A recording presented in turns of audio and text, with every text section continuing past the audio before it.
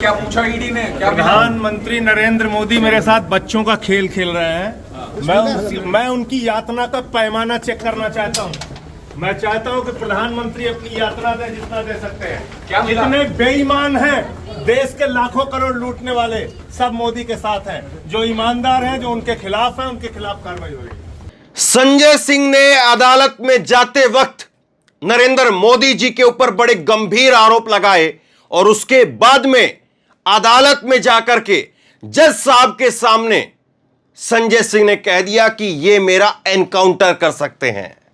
बड़ा बयान संजय सिंह की तरफ से दिया गया है और कहा गया है कि रात को 10:30 बजे उनको लेकर के जाया जाता है। क्या कहा है संजय सिंह ने, उसके मायने क्या है, उसको समझेंगे। लेकिन उससे पहले मैं आपको बता दूं कि संजय सिंह की आज कस्टडी जो खत्म हो रही थी उसको बढ़ा दिया गया है। 13 तारीख तक अब संजय सिंह ईडी की कस्टडी में रहेंगे और उसके साथ साथ संजय सिंह पर मीडिया से बात करने पर भी रोक लगा दी गई है। तो दो बड़ी खबर, 13 अक्टूबर तक ईडी बढ़ाई गई है, ईडी की कस्टडी, और मीडिया से बात करने पर संजय सिंह पर रोक लगा दी गई है। संजय सिंह ने कहा है कि मेरा एनकाउंटर हो गया तो जिम्मेदार कौन होगा, यह जज के सामने संजय सिंह ने कहा है। अभी जो उनका आरोप आपने सुना है वो मैं आपको दोबारा फिर सुनाऊंगा, लेकिन उससे पहले आप ये देखिए, ये बयान है संजय सिंह का और संजय सिंह क्या कह रहे सुनिए। संजय सिंह ने कोर्ट में जज साहब के सामने कहा कि रात को 10:30 बजे कहा गया कि आपको बाहर ले जाया जा रहा है। पूछने पर बताया गया कि तुगलक रोड थाने पर ले जाया जा रहा है। मैंने पूछा कि क्या जज की इजाजत ले ली है। मेरे अड़ने पर इन्होंने कहा कि मुझे लिख करके दे दीजिए। मैंने लिख करके दिया। दूसरे दिन भी यही हुआ। इसका मतलब यह है कि इनका दूसरा एजेंडा है। तो संजय सिंह कह रहे हैं कि रात को ईडी की कस्टडी से 10:30 बजे उनको लेकर के जाया जाता है बाहर तुगलक रोड थाने के अंदर, और इसको लेकर के संजय सिंह पूछते हैं कि जब मैं कस्टडी के अंदर हूं तो कम से कम मेरा यह अधिकार है कि मुझको आप जब कहीं लेकर के जा रहे हैं तो उसके लिए क्या आपने जज की अनुमति ली है, जज साहब को बताया है, ये उन्होंने पूछा। और उसके बाद में वो कह रहे हैं कि अब जज साहब इनसे पूछिए कि किस ऊपर वाले के कहने पर मुझे ऊपर भेजने की तैयारी थी, ये इनसे पूछिए। संजय सिंह ने जज साहब को कहा कि जज साहब आप पूछिए इन पुलिस वालों से कि किस ऊपर वाले के कहने पर मुझे ऊपर भेजने की तैयारी हो रही है। मेरा सिर्फ इतना अनुरोध है कि जहां भी ले जाना है जज साहब को बता दीजिए। वो कह रहे हैं कि आपकी जानकारी में रहना चाहिए। कल को अगर मेरा एनकाउंटर कर दिया गया तो इसके लिए जिम्मेदार कौन होगा। सोचिए, देश के अंदर एक मौजूदा सांसद वो इस बात को कह रहा है, और वो भी दिल्ली के अंदर। दिल्ली पुलिस इस तरह के एनकाउंटर के लिए जो है वो अभी तक उसका नाम उस तरह से मशहूर नहीं हुआ है जिस तरह से यूपी पुलिस का हो रखा है। लेकिन संजय सिंह का ये कहना, और संजय सिंह ये कह रहे हैं कि बगैर अनुमति के वो लेकर के जा रहे हैं, ये सवाल उठाना और उसके बाद में जज साहब को कहना, अपने एनकाउंटर का अंदेशा जताना, ये बहुत कुछ कहता है। इसके मायने क्या है वो समझना होगा, और इसके बाद में किस तरह से जो है चीजें आगे बढ़ती है वो भी इंपॉर्टेंट रहेगा। एक बार जरा फिर से सुनिए, जब वो जा रहे थे जज साहब के पास तो क्या कुछ उन्होंने कहा, सुनिए जरा।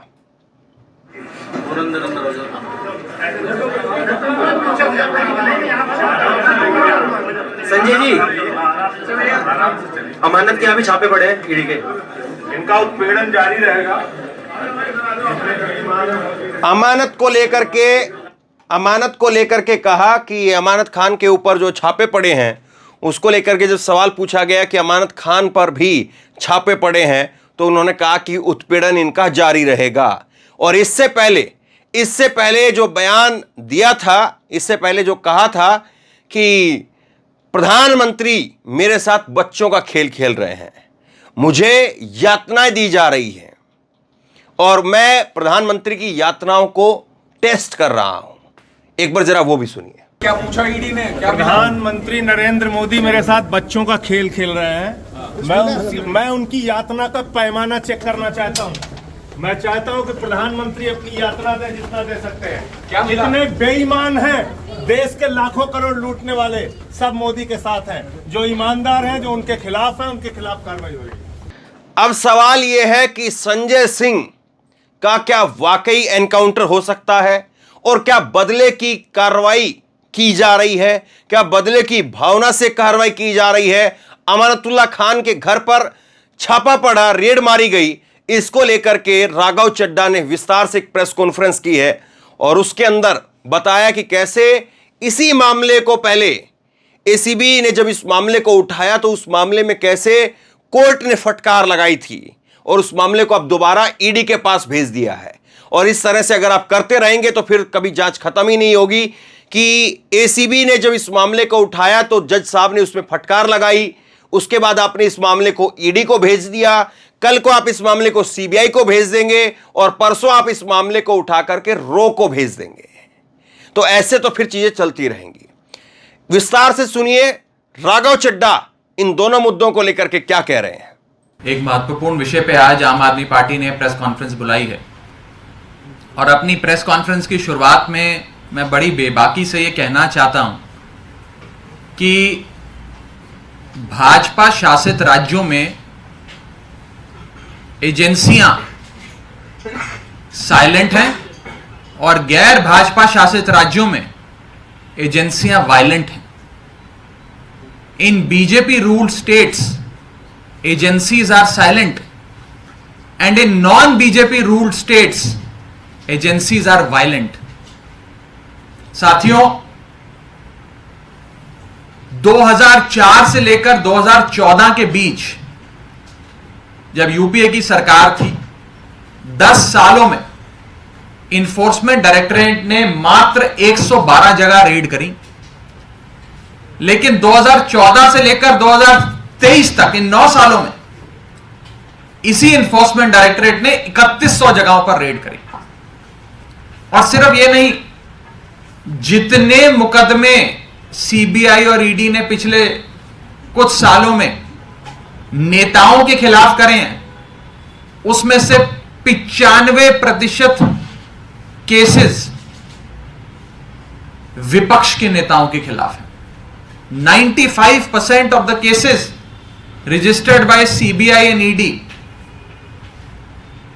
are against politicians of the opposition।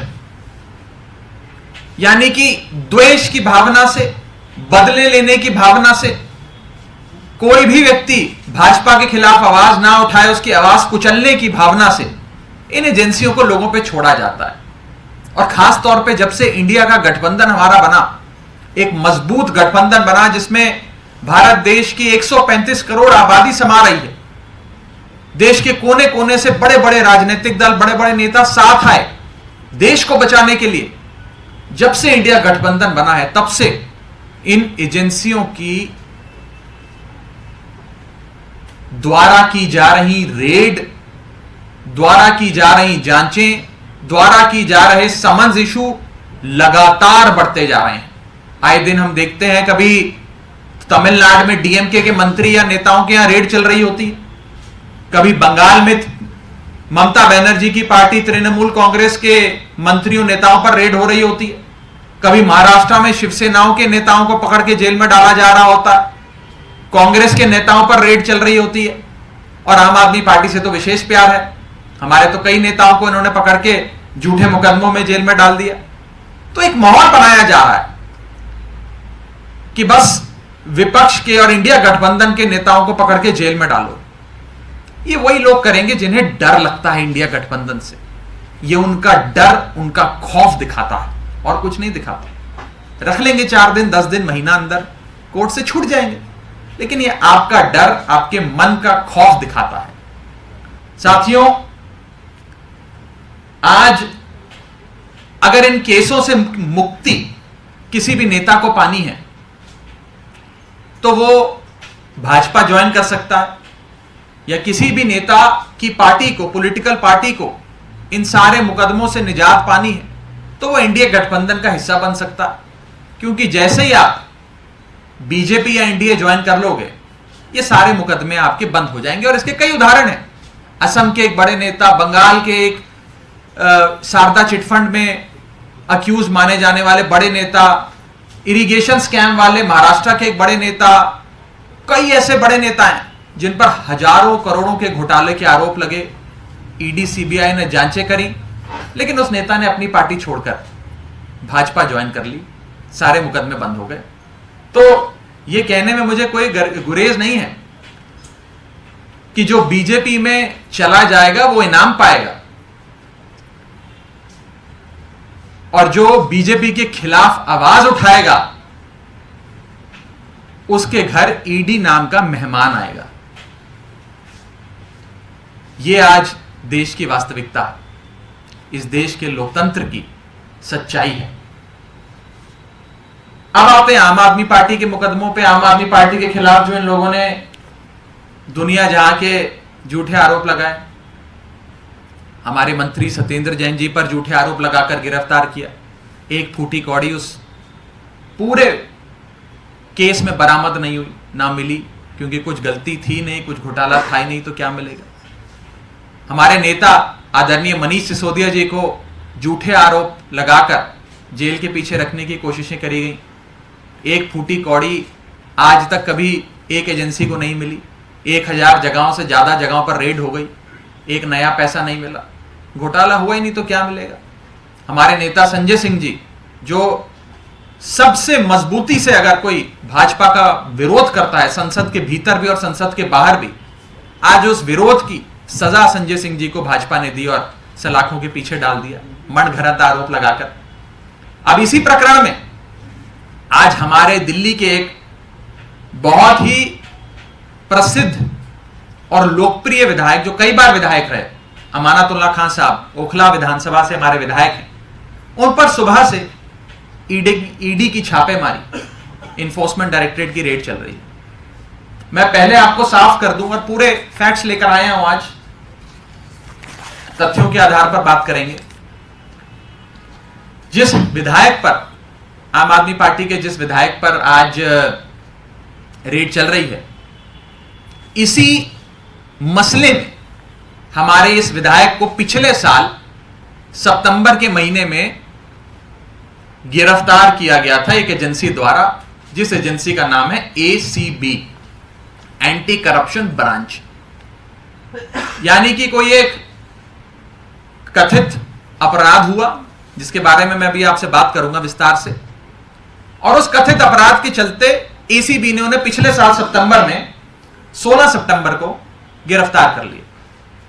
उन्होंने अपनी गिरफ्तारी को कोर्ट में चैलेंज किया और कहा मेरी गिरफ्तारी गलत हुई है, मुझे बेल दी जाए। तो उसी महीने 28 सितंबर को कोर्ट ने हमारे विधायक अमानतुल्लाह खान साहब को बेल दे दी और उन्हें छोड़ते हुए जो ऑर्डर कोर्ट ने पढ़ा है, मैं शब्द ब शब्द वो सारे कोर्ट द्वारा दी गई ऑर्डर में जो रेलेवेंट पैराज है आपके सामने रखूंगा, ताकि आप समझ जाएं और दूध का दूध और पानी का पानी हो जाए। जिस प्रकार से कोर्ट ने अमानतुल्लाह खान साहब को रिहा करते हुए एंटी करप्शन ब्रांच की खिलाफ टिप्पणियां करी, उन्हें कोसा और यहां तक कि उन्हें साफ तौर पर कह दिया कि इस मुकदमे में कोई जान नहीं है, यह गलत मुकदमा आप लोग करके इस व्यक्ति को पकड़ कर ले आए। लेकिन सजा सिर्फ इसलिए दी गई अमानतुल्लाह खान साहब को बीजेपी द्वारा उन पर रेड कराकर आज, क्योंकि वो आम आदमी पार्टी के नेता हैं।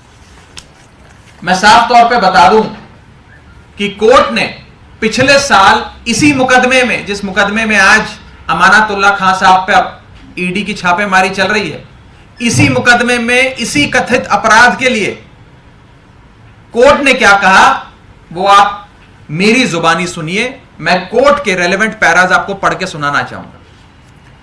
पहला कोर्ट कहता है पैरा 45 में, ये lower court Rouse Avenue court का ऑर्डर है। ऑर्डर की तारीख है 28 सितंबर 2022। उनको रिहा करते हुए कोर्ट कहता है the first allegation which is made against the accused with regard to recruitment of 32 contractual employees। भाई आरोप लगाया गया कि इस MLA, इस विधायक ने, जो वक्फ बोर्ड के चेयरमैन थे, उन्होंने 32 ऐसे लोगों को अपने यहां नौकरी दे दी जिन्हें नौकरी नहीं देनी चाहिए थी, और उन्हें पगार दे दी, सैलरी दे दी जो उन्हें नहीं देनी चाहिए थी। कोर्ट आगे कहता है, there is no material on record to show that these employees had withdrawn their salary from the waqf fund without doing any work or they were not qualified for the job. It has also come on record that previously also the Delhi Waqf Board had recruited employees without there being any rules and regulations. Court कहता है आपका यह आरोप निराधार है। आज से पहले भी लोगों की भर्तियां हुई वक्फ बोर्ड में, और यह आरोप लगाना कि इन लोगों को गलत पगार दी गई, इन्होंने वो पगार बैंक से विड्रॉ कर चेयरमैन को दे दी, रिश्वत दे दी, यह गलत है और इसका कोई सबूत आपके पास नहीं है। कोर्ट आगे कहता है, there is para 47 there is no material on record to show that any bribe was paid by any of the employees in securing a job. यानी कि आपके पास कोई सबूत नहीं है यह आरोप लगाने का कि रिश्वत देकर नौकरी ली गई। कोर्ट आगे कहता है, secondly the allegations made against the accused is of grant of tenancies by the accused at a lower rate of rent which resulted in a loss of exchequer.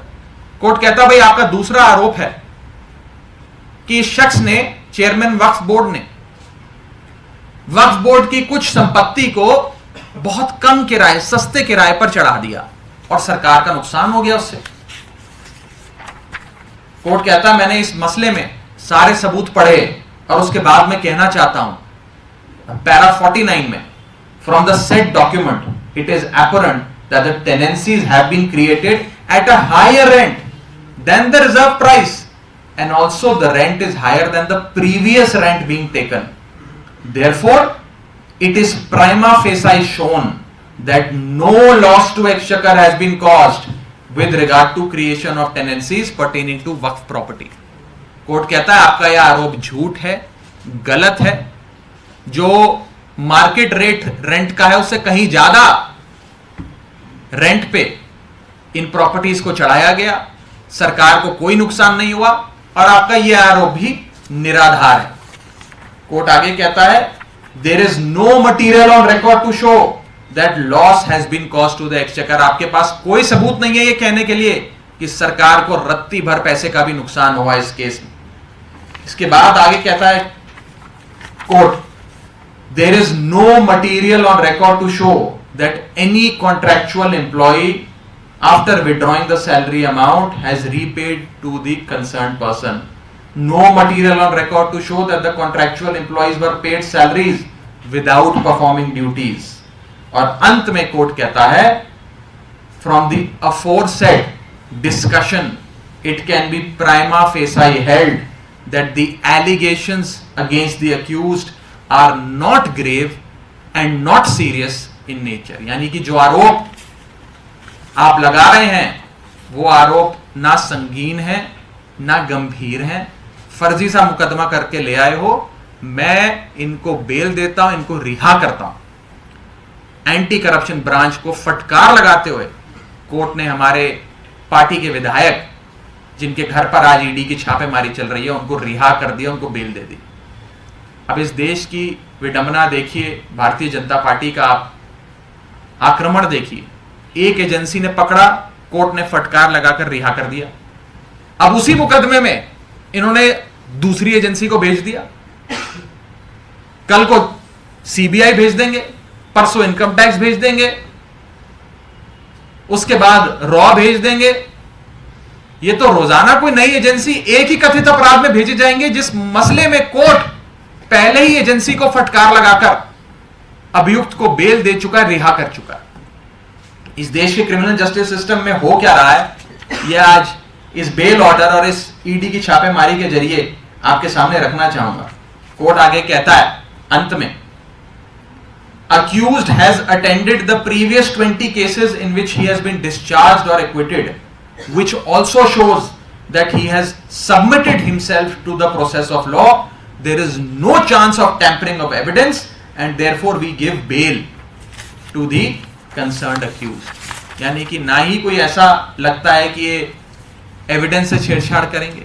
पुराने मुकदमे इन पर जब जितने हुए उन सब में इन्हें रिहा कर दिया गया, ये कोर्ट के सामने पेश हुए, अदालत के सामने आए, तो हमें नहीं लगता कि इनको सलाखों के पीछे रखना चाहिए, इनको हम बेल देते।